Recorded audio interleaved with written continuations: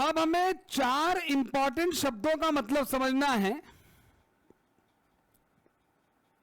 से meaning of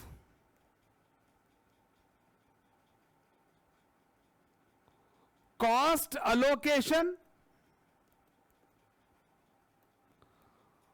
cost apportionment,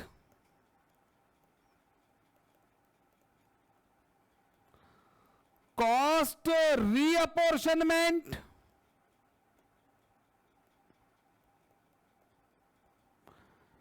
and cost absorption. ये 4 बहुत ही इंपॉर्टेंट शब्द हैं जो पूरी कॉस्ट अकाउंटिंग वाले आपके सब्जेक्ट में आपको काम आने वाले हैं। इन चारों शब्दों का मतलब हमें समझना है। इसे समझने के लिए हम एक एग्जाम्पल कंसीडर कर रहे हैं। कंसीडर एन एग्जाम्पल, ठीक है। अब देखिए, मैं एग्जाम्पल के साथ साथ उसका सॉल्यूशन भी साथ साथ ही लिखवाऊंगा, जरा ध्यान से देखें।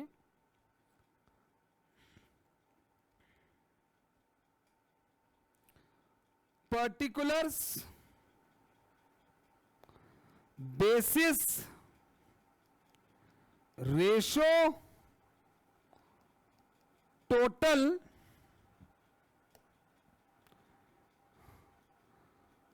प्रोडक्शन डिपार्टमेंट,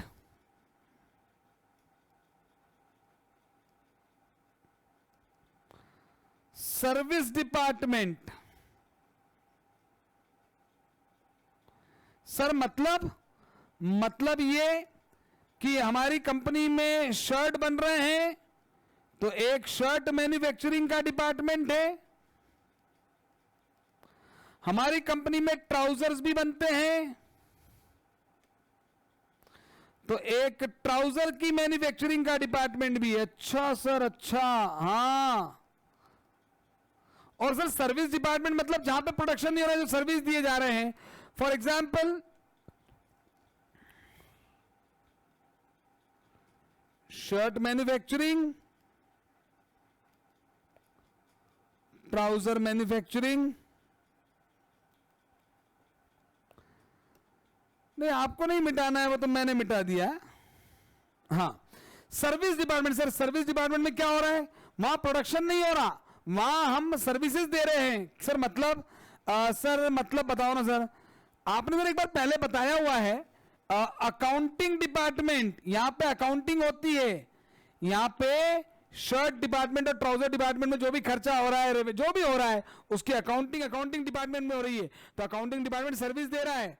और सर एक रिपेयर्स डिपार्टमेंट भी है। सर रिपेयर्स डिपार्टमेंट में क्या होता है? कुछ नहीं होता सर। शर्ट और ट्राउजर जिस डिपार्टमेंट में बन रहे हैं, वहां की मशीनें खराब हो जाती है तो वो यहां पे आ जाती है, रिपेयर करके दे देते हैं। रिपेयर्स डिपार्टमेंट है। तो आपको एक बात समझ में आ गई कि ऑर्गेनाइजेशन में जो डिपार्टमेंट जहां प्रोडक्शन होता है प्रोडक्शन डिपार्टमेंट होते हैं, और जो डिपार्टमेंट सर्विस देते हैं सर्विस डिपार्टमेंट होते हैं। सर एक बात बताएं, प्रोडक्शन डिपार्टमेंट में खर्चा होगा? मैंने कहा हाँ होगा। सर सर्विस डिपार्टमेंट में खर्चा तो होगा, बिल्कुल होगा। अकाउंटिंग डिपार्टमेंट में अकाउंटेंट है तो उसकी सैलरी होगी। रिपेयर्स डिपार्टमेंट में भी वर्कर्स होंगे, उनकी सैलरी होगी। हर जगह खर्चा होगा। तो सर एक बात बोले, मैंने कहा क्या? बोले सर आपने बताया था ऑर्गेनाइजेशन में हर वो जगह जहां पे कॉस्ट लगती है वो कॉस्ट सेंटर होता है। तो सर इसका मतलब ये दोनों कॉस्ट सेंटर है क्या? ये सब लोग, ये सब बिल्कुल। प्रोडक्शन डिपार्टमेंट भी कॉस्ट सेंटर्स है, सर्विस डिपार्टमेंट भी कॉस्ट सेंटर्स हैं। ऑर्गेनाइजेशन में हर वो जगह, हर वो पर्सन, हर वो मशीन, हर वो इक्विपमेंट, अरे जहां पर भी कॉस्ट लगती है वो कॉस्ट सेंटर होता है। तो सर सवाल में आप क्या दे रहा हूं? मैं देखो क्या दे रहा हूं। डायरेक्ट मटेरियल, हां सर कुछ भी करेंगे तो मटेरियल लगेगा। यहां पे 1 लाख का मटेरियल लगा, यहां पे 2 लाख का मटेरियल लगा, ठीक है सर। अकाउंटिंग डिपार्टमेंट में 50,000 का मटेरियल लगा। सर यहां कौन सा मटेरियल लग गया? अरे लग गया ना यार, मटेरियल स्टेशनरी लग रही होगी, है कि नहीं? अकाउंटिंग डिपार्टमेंट में अकाउंटिंग प्रिंटिंग होगी तो प्रिंटर चलाने के लिए कोई केमिकल या मशीन या कुछ ना, बहुत सारे मटेरियल लगते हैं। दुनिया में कुछ भी कर लो खर्चा होगा तो मटेरियल लगेगा, वेजेस लेबर लगेगी और अदर खर्चे लगेंगे। रिपेयर्स डिपार्टमेंट में भी मटेरियल लगा, सर 20,000 का लग गया। तो सर ये आपने अलग अलग दे रखा है। हाँ, टोटल सर इसका 3,70,000 हो गया। सर ये बेसिस और रेशो कुछ भी नहीं आएगा। सर क्यों? क्योंकि ये अलोकेशन है, ये अलोकेशन है। ठीक है सर, अलोकेशन मतलब क्या होता है?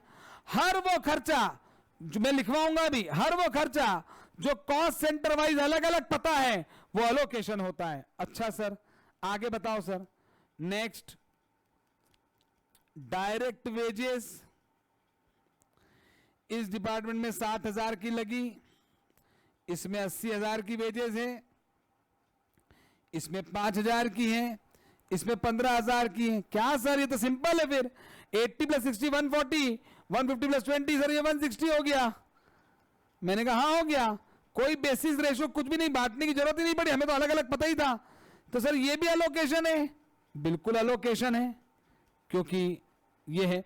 और एक काम और कर सकते हैं, ये एक काम करें, यहां बेसिस में लिख दें अलोकेशन, यहां भी लिख सकते हैं एक अलोकेशन है।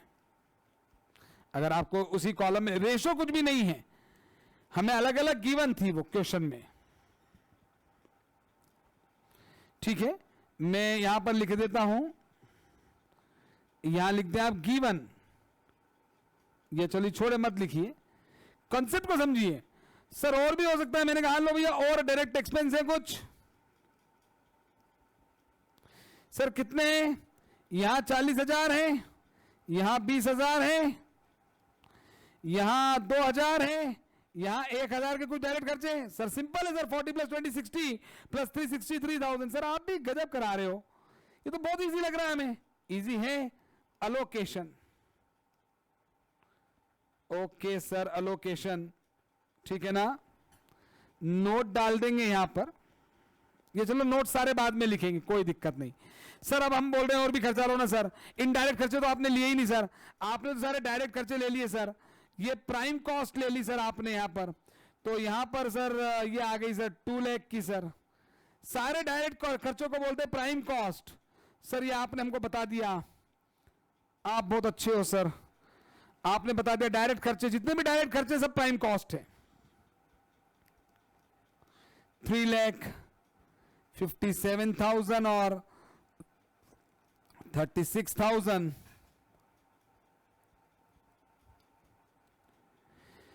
593 आना चाहिए, 370, 470, 530, 593, हाँ ये आ रहा है सर। ये प्राइम कॉस्ट हो गई। हाँ सर, नैन्सी लिमिटेड सर जो है वो प्रोडक्शन कर रही है और उसके 2 डिपार्टमेंट और हैं, 4 डिपार्टमेंट हो गए, प्रोडक्शन डिपार्टमेंट सर्विस डिपार्टमेंट 2-2 हो गए। इनके कितने कितने खर्चे हुए आपने उसकी प्राइम कॉस्ट हमको निकालना सिखा दी। और आपने हमको ये बताया सर कि हर वो खर्चा जो अलग अलग पता होता है उसे एलोकेशन कहते हैं, कॉस्ट एलोकेशन, कॉस्ट अलग अलग एलोकेटेड है। सर अब बताओ ना सर और क्या। अब इनडायरेक्ट लेता हूं मैं, सैलरी ऑफ सैलरी किसी की भी होगी, यहां की सैलरी 90,000 है, यहां की 80,000 है, यहां की 13,000 है 13,000, यहां की 4,000 है। क्या सर फिर वही कर दिया आपने, तो अलग अलग पता है ना सर। 90 प्लस 80 170 प्लस कितना हो गया ये, 90 प्लस 80 170, 183 187 चेक करिए। तो मैं अगर गलत टोटल लगाऊं तो प्लीज मुझे रेक्टिफाई करिएगा आप। 87 सर क्या कर दिया सर आपने, ये एलोकेशन है सर।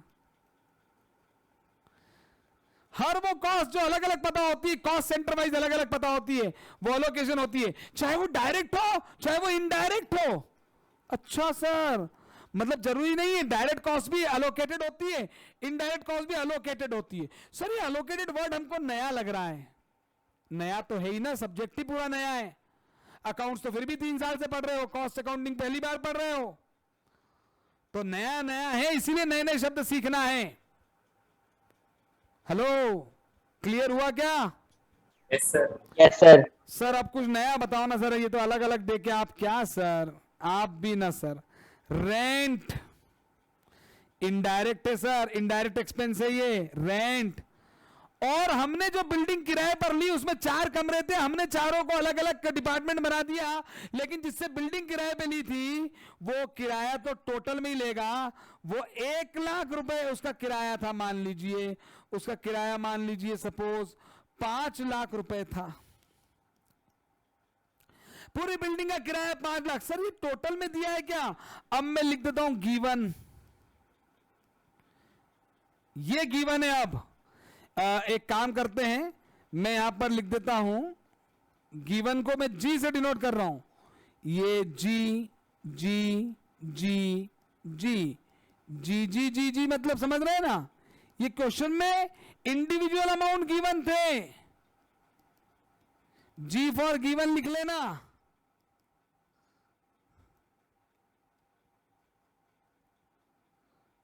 जब अलग अलग पता थी, और लॉजिकली सोचो, ये रेंट अलग अलग पता हो गई थी, टोटल में पता होगा।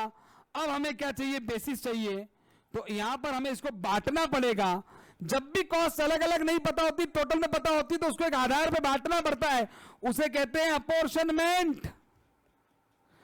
और यहां पे मैं बेसिस देता हूं area in square feet. Logic से सोचना, रेंट हमेशा एरिया के हिसाब से लगता है, तो एरिया इन स्क्वायर फीट। अब ये चारों डिपार्टमेंट का एरिया क्या था, तो मैं यहां पे ले लेता हूं साहब 4321 मान लीजिए, इस रेशो में थे, गिवन है सब, गिवन, ठीक है ना। गिवन को मैं जी से डिनोट करूंगा, हां, बांटिए तो इसको 2 लाख, 1.5 लाख, 1 लाख और 50,000। Any doubt in this? No sir. No sir. तो आपने सीखा कि हर वो कॉस्ट जो कॉस्ट सेंटर वाइज अलग अलग पता होती है, उसे एलोकेशन कहते हैं। हर वो कॉस्ट जो कॉस्ट सेंटर वाइज अलग अलग पता नहीं होती, वो टोटल में पता होती है, उसको एक रेशो में, एक आधार पे बांटना पड़ता है। इस बांटने को अंग्रेजी में तो डिस्ट्रीब्यूशन कहते हैं, पर कॉस्ट अकाउंटिंग में इसको अपोर्शनमेंट कहते हैं। भैया जैसा देश वैसा भेष, चाइना जा रहे हो तो चाइनीज आनी चाहिए ना, तो कॉस्ट अकाउंटिंग पढ़ो तो कॉस्ट अकाउंटिंग में क्या कहते हैं वो पता होना चाहिए। इलेक्ट्रिसिटी का खर्चा हुआ सर, ये भी इनडायरेक्ट एक्सपेंस है सर, और हमारे यहां पूरी बिल्डिंग में 1 ही मीटर लगा था, तो साहब 1 ही मीटर लगा था, तो यहां पर हमारा बिजली का बिल जो आया वो 80,000 रुपए का आया, और 1 ही मीटर लगा था हमारे यहां। तो जो मीटर को एक उचित आधार पे हमने बांटा, तो यहां पर एक आधार, इसको बांटने को कहेंगे अपोर्शनमेंट। अपोर्शनमेंट का कोई बेसिस ले लिया हमने, पावर पॉइंट्स कुछ थे, हमने कोई अरेंजमेंट कर रखा था जिससे हमें अलग अलग डिपार्टमेंट का यूनिट कंजम्पशन मिल जाए। ऐसे डिवाइस भी आते हैं, तो पावर पॉइंट्स हमें पता थे, उससे हमें पता चला 5311। अकाउंटिंग डिपार्टमेंट में ज्यादा बिजली थी नहीं, मेन तो शर्ट बनाने में और ट्राउजर बनाने में लग रही थी। 5311, तो ये आ गया 40,000।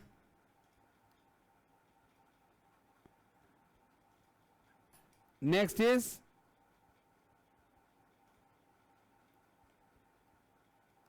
24,000, 8,000, 8,000। ये भी सर अपोर्शनमेंट है सर। ठीक है सर, बिल्कुल समझ में आ गई सर बात।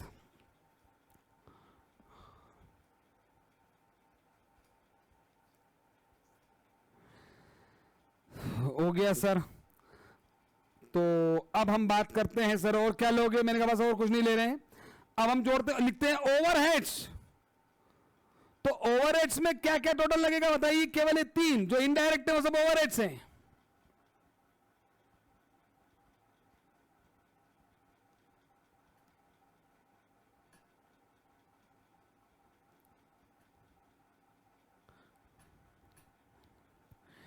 $3,30,000 के ओवरहेड, ये इसमें अभी वो प्राइम कॉस्ट नहीं जोड़ना है, अभी सिर्फ ओवरहेड्स।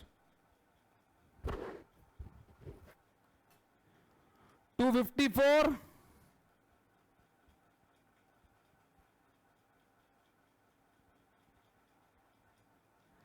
121, 62,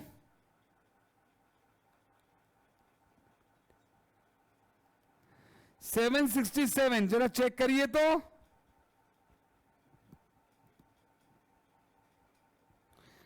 767 is this correct? या आपको चेक करना है? मेरे पास कैलकुलेटर नहीं है।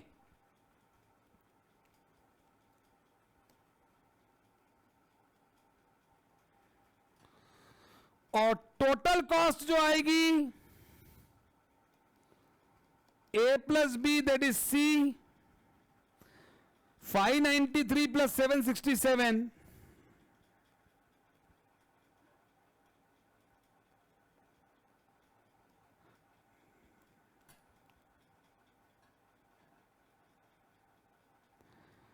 $13,60,000. Check this.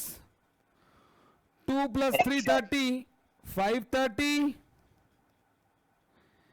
554,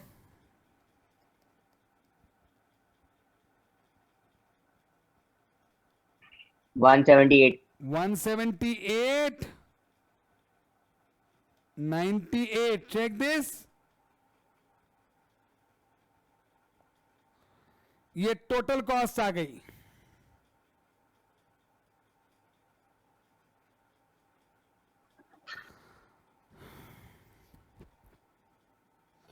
सर 93 आ रही है एंड वाली.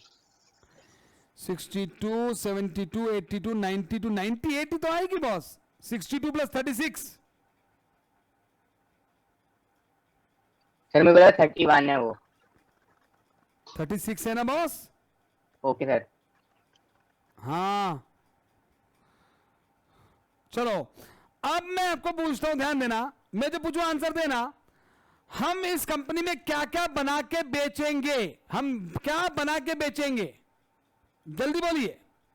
शर्ट और ट्राउजर. Very good. तो शर्ट और ट्राउजर की कॉस्ट वो डिपार्टमेंट की तो आ गई, लेकिन अल्टीमेटली जो अकाउंटिंग डिपार्टमेंट है और ये रिपेयर है, इन्होंने भी अपनी सर्विस किसको दी है? शर्ट और ट्राउजर बनाने में दिए ना. Yes sir. तो अब क्या होता है, ध्यान से सुनना. लिखिए कॉस्ट ऑफ सर्विस डिपार्टमेंट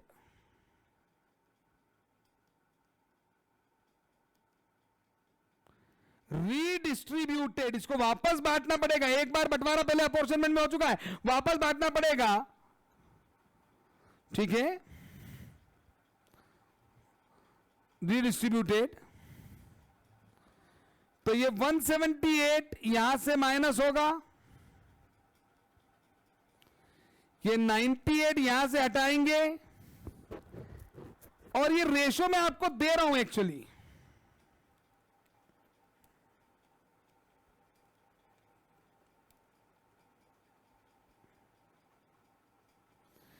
ये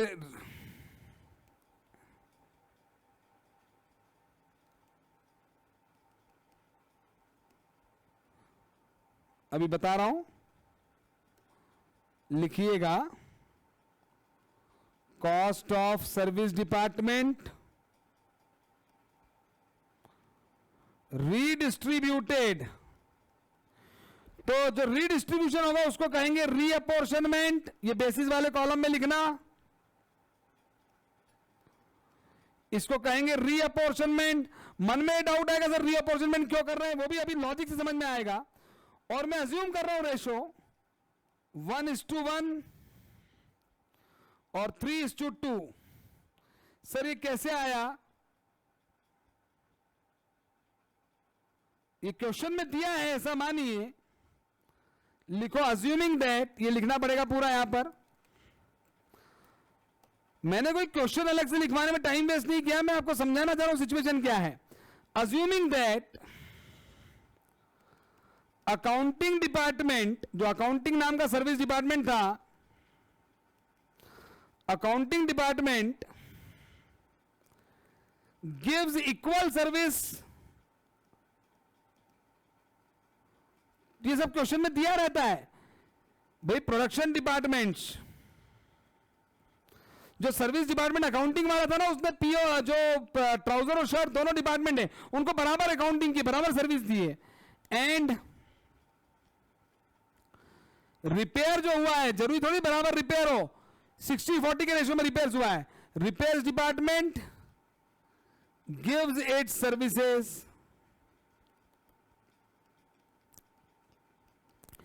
60% to shirt department, 40% to trouser department. ये लाइन आपको क्वेश्चन में दी रही होगी। तो अल्टीमेटली जो अकाउंटिंग डिपार्टमेंट का 1,78,000 रुपए खर्चा हुआ है वो शर्ट और ट्राउजर के लिए हुआ है। तो इसको बांटिए तो ये 89 यहां पर आ जाएगा, 89 यहां पर आ जाएगा, यहां से 178 गया, दोनों में इक्वल इक्वल आया, टोटल में इफेक्ट 0 आएगा उसका डैश, और यहां पे 98 को 3:2 में बांटना था एक बार,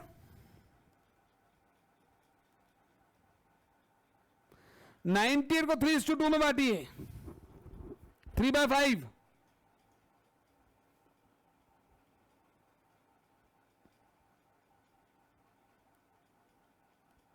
$58,800 आ रहा है क्या? Yes sir. और ये बताना तो 39,200, यस सर। ये आ गया। और लॉजिक आप लॉजिक से आप मुझे बताना, आप अगर शर्ट बनाने वाली कंपनी होते, आपका एक शर्ट 1,000 रुपए में बन रहा है, सुनना पहले, और 1,000 रुपए का शर्ट, तो शर्ट डिपार्टमेंट की कॉस्ट आ गई। उसके बाद उस शर्ट को बनाने में मान लो कोई आपने 50 रुपए और खर्च किए उसकी अकाउंटिंग पर, उसके रिपेयर्स पर, वहां पर, तो आपके शर्ट की कॉस्ट 1,000 है कि 1,050 है? 1,50,000। बस तो यही मेरी बात है। तो अल्टीमेटली फाइनली जो कॉस्ट आएगी वो 13,60,000 तो होगी, टोटल में तो चेंज हुआ नहीं है। और अकाउंटिंग डिपार्टमेंट और रिपेयर डिपार्टमेंट की कॉस्ट 0 हो गई, क्योंकि अल्टीमेटली तो कस्टमर से वसूल करूंगा, कॉस्ट निकाल ही क्यों रहा हूं, क्योंकि मुझे सेलिंग प्राइस निकालनी है। तो कॉस्ट में तो सब जोड़ूंगा मैं, 530 में दोनों जोड़िए तो कितना आ रहा है, 530 + 89, क्या ये 678,800 के आसपास आ रहा है क्या?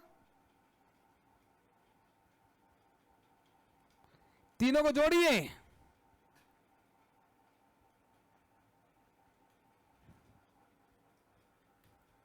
सर 677,800। 677,800, और ये दूसरा वाला बोलिए,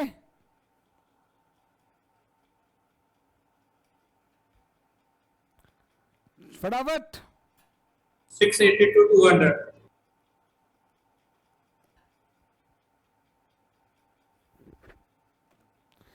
अब अज्यूम करते हैं नंबर ऑफ शर्ट प्रोड्यूस्ड, मानो कि नंबर ऑफ शर्ट बने 100 और नंबर ऑफ ट्राउजर बने 50, ये आई मान लो डी, ये आई ई। तो आप मुझे कॉस्ट पर शर्ट बता सकते हो क्या? Cost per shirt and trouser sir 6,788। ई से आएगा। तो 6 ब्रांडेड कंपनी 6,778 रुपए का एक शर्ट बनाए, और इसका बताना तो मुझे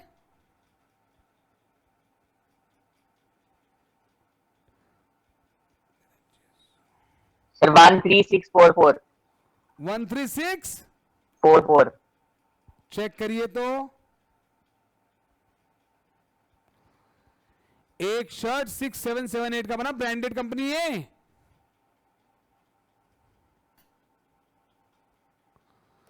तो यहां पर हम आ रहे हैं इंपॉर्टेंट नोट,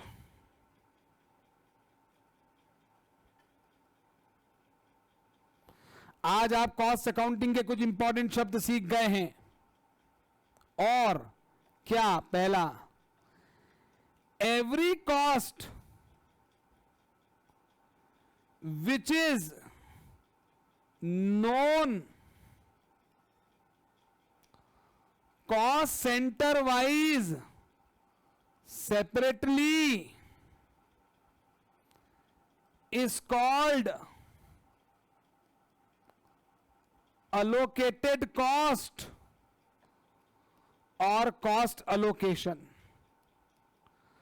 आप मेरी बात समझिएगा, हम कोई सवाल नहीं कर रहे हैं, हम इस सब्जेक्ट के शब्दों को सीख रहे हैं। हमें सीखना बहुत जरूरी है आने वाले टॉपिक्स के लिए। दूसरा, और जैसा कि मैं बार बार कह रहा हूं कि इस सब्जेक्ट में थ्योरी का बहुत इंपॉर्टेंस है, इसकी थ्योरी मन से भी नहीं लिखी जा सकती। Every cost which is known in total, not known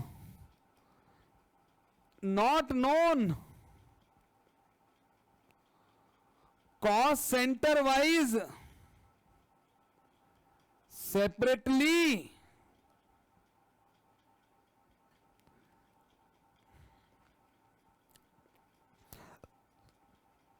not known cost center wise separately, and it should be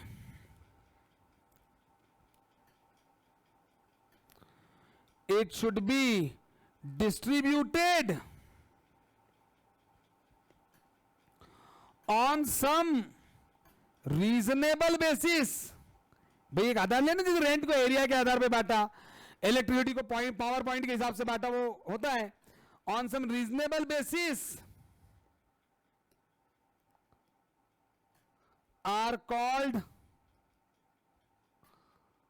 apportioned cost, और इसी को हम बोलते हैं कॉस्ट अपॉर्शनमेंट।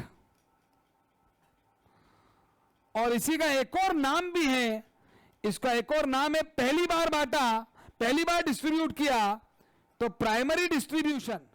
नहीं सर, अलोकेशन में भी तो अलोकेशन में डिस्ट्रीब्यूट नहीं किया था, अलोकेशन में डिस्ट्रीब्यूटेड पता था, अलग अलग पता था, हमें अलग अलग पता था, तो अलोकेशन टोटल में पता है और उसको बांटेंगे तो अपॉर्शनमेंट। सर तीसरी बात क्या बताओगे अब आप? कॉस्ट ऑफ सर्विस डिपार्टमेंट्स, जो सर्विस देने वाले डिपार्टमेंट थे उनकी जो कॉस्ट आई, कब आई? After allocation and apportionment. Service department की जो कॉस्ट आई एलोकेशन और अपॉर्शनमेंट करने के बाद, देखिए ऊपर वाला स्टेटमेंट मैंने प्रैक्टिकल साथ में करवाया है। एलोकेशन और अपॉर्शनमेंट करने के बाद जो कॉस्ट आई थी 178 और 98 इज अगेन, उसको वापस से बांटा था हमने, इज अगेन रीडिस्ट्रीब्यूटेड, या अगेन डिस्ट्रीब्यूटेड लिख दिया तो अगेन लिखने की जरूरत नहीं है, रीडिस्ट्रीब्यूटेड लिख दिया तो इज रीडिस्ट्रीब्यूटेड। सच रीडिस्ट्रीब्यूशन, वापस से बांटना, redistribution is called reapportionment. Cost accounting में इसको रीअपोर्शनमेंट कहते हैं। और इसका एक और नाम है, दूसरी बार डिस्ट्रीब्यूट करते हैं इसलिए इसको बोलते हैं सेकेंडरी डिस्ट्रीब्यूशन। अरे भाई, जैसे आपको पता होता है ना कि स्टॉक को इन्वेंट्री भी बोलते हैं, अकाउंटिंग आप पढ़ रहे हैं तो इन्वेंट्री स्टॉक, तो वैसे ही रीअपोर्शनमेंट का नाम है रीडिस्ट्रीब्यूशन या सेकेंडरी डिस्ट्रीब्यूशन भी कहते हैं। ये कॉस्ट अकाउंटिंग की टर्मिनोलॉजी है, आपको सीखना पड़ेगी।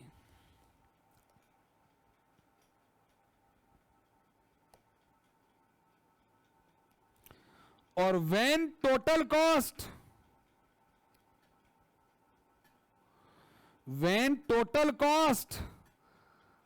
आफ्टर अलोकेशन, अपॉर्शनमेंट, अलोकेशन हो गया, अलोकेटेड कॉस्ट ले ली, अपॉर्शन, देखो सब्जेक्ट बहुत इजी है, कुछ करना नहीं है। आप एक मैन्युफैक्चरिंग इंडस्ट्री में बैठे हो, खर्चे हुए सबको जोड़ दो, ये कॉस्ट आ गई। अब नाटक बहुत सारे हो रहे हैं, अलोकेशन, फिर अपॉर्शनमेंट, फिर रीअपॉर्शनमेंट, है कॉस्ट थी। तो प्रैक्टिकली है यार, 4 डिपार्टमेंट पे अलग अलग जगह खर्चा हुआ, total cost after allocation, apportionment and reapportionment. सब कुछ करने के बाद जो फाइनल कॉस्ट आई थी is charged, is calculated per unit. जब हम पर यूनिट निकालते हैं, it is called cost absorption.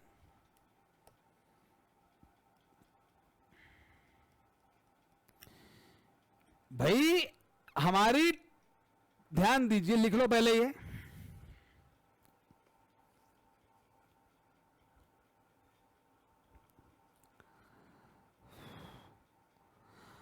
ये कॉस्ट पर शेड है, इसको कहते हैं कॉस्ट एब्जॉर्प्शन। मतलब हमारे भाई देखो सिंपल सी बात है, मैंने 2 पेन बनाए, मान लो मैंने 4 पेन बनाए 100 रुपए में, तो 100 डिवाइडेड बाय 4 यानी 25 रुपए मेरे एक पेन ने अपने आप में कितनी कॉस्ट समाहित की, कितनी कॉस्ट एब्जॉर्ब की, 25 रुपए। तो कॉस्ट एब्जॉर्प्शन कोई नया वर्ड नहीं है, वो एब्जॉर्प्शन कॉस्टिंग अलग था, वो अलग वर्ड है। कॉस्ट अकाउंटिंग में से बहुत सारे शब्द हैं जो आपको सीखने थे और अब आपने लगभग सारे सीख लिए हैं, अब आप प्रैक्टिकल क्वेश्चन करने लायक हो गए हैं। कॉस्ट एब्जॉर्प्शन, तो जब भी हम कॉस्ट पर यूनिट निकालते हैं तो उसे कहते हैं कॉस्ट एब्जॉर्प्शन।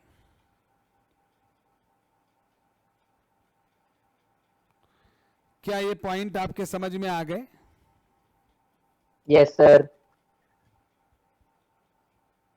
एक बार क्वेश्चन वापस समझा दो सर। हाँ, क्वेश्चन में कुछ है ही नहीं। मैंने तो बोला हम शर्ट बना रहे हैं, ट्राउजर बना रहे हैं, दोनों के अलग अलग डिपार्टमेंट हैं, यहां अकाउंटिंग हो रही है, यहां रिपेयर्स हो रहा है। अब हर जगह मटेरियल लगेगा, वेजेस लगेगी, एक्सपेंस लगेंगे, डायरेक्ट कॉस्ट। हर जगह एम्प्लॉई है तो सैलरी लगेगी, रेंट लगेगा, किराए की जगह है तो बिजली लगेगी, इनको कहा ओवरहेड्स। प्राइम कॉस्ट और ओवरहेड्स को जोड़ते हैं तो टोटल कॉस्ट आ जाती है। टोटल कॉस्ट को बच्चा बता देगा कोई, टोटल कॉस्ट को नंबर ऑफ यूनिट से डिवाइड कर देंगे तो कॉस्ट पर यूनिट आ जाएगी। वहां कोई प्रॉब्लम ही नहीं है, कोई प्रॉब्लम नहीं है। मटेरियल, लेबर, एक्सपेंस, कॉस्ट के 3 एलिमेंट, तीनों के डायरेक्ट प्राइम कॉस्ट, तीनों के सब indirect overhead. Prime cost plus overhead total cost, total cost divide by number of unit, cost per unit. ये कोई 8th क्लास तक का मैथमेटिक्स है ये। लेकिन अब इसमें सिर्फ 3 कंसेप्ट मैंने बताए, जो कॉस्ट तुम्हें अलग अलग पता थी। अरे भाई सैलरी भी देखो अलग अलग पता थी, यहां पर चारों डिपार्टमेंट में अलग अलग एम्प्लॉय रख दिए थे आपने, सबकी तनख्वाह अलग अलग थी, तो जो खर्चा अलग अलग पता था उसे एलोकेशन कहा। ये दोनों टोटल में बता थे। रेंट और इलेक्ट्रिसिटी का मैंने कहा बिल टोटल आया है, ये टोटल में बताते, तो इसको बांटा तो इसको अपॉर्चनमेंट करा। और सर्विस डिपार्टमेंट की जो कॉस्ट थी, ये जो आई आपकी, ये जो दोनों कॉस्ट आई आपकी सर्विस डिपार्टमेंट वाली,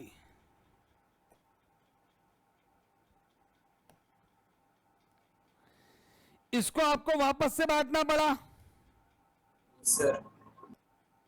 और लॉजिक के कारण बांटेंगे ना भाई। अल्टीमेटली अकाउंटिंग डिपार्टमेंट में और रिपेयर में भी जो खर्चा हुआ है वो कहीं ना कहीं शर्ट और ट्राउजर पे तो हुआ है, तो कस्टमर से तो पूरा वसूलूंगा ना मैं। उसके लिए रेशियो मैंने आपको गिवन था, क्वेश्चन में दिया रहता है ये, तो मैंने उस रेशियो में बांट दिया। तो सर्विस डिपार्टमेंट और ये जो दोनों डिपार्टमेंट है, इसकी कॉस्ट यहां से खत्म हो गई तो 0 हो गई, यहां पे वो आ गई, फाइनल कॉस्ट आ गई। Any doubt? सारी चीजें क्वेश्चंस में के अंदर गिवन होगी क्या? और नहीं तो क्या, हम कोई जादूगर थोड़ी है। मैंने तो आपका टाइम बचाने के लिए क्वेश्चन नहीं लिखवाया, क्योंकि हम क्वेश्चंस तो आगे करेंगे ना, हम तो अभी कंसेप्ट क्लियर कर रहे हैं आपके। क्वेश्चन में गिवन होगी कि नहीं? अच्छा एक बात बताओ, क्वेश्चन पेपर ब्लैंक आ गया, बोले लिखो, कैसे लिखोगे? ये सब क्वेश्चन में गिवन होता है।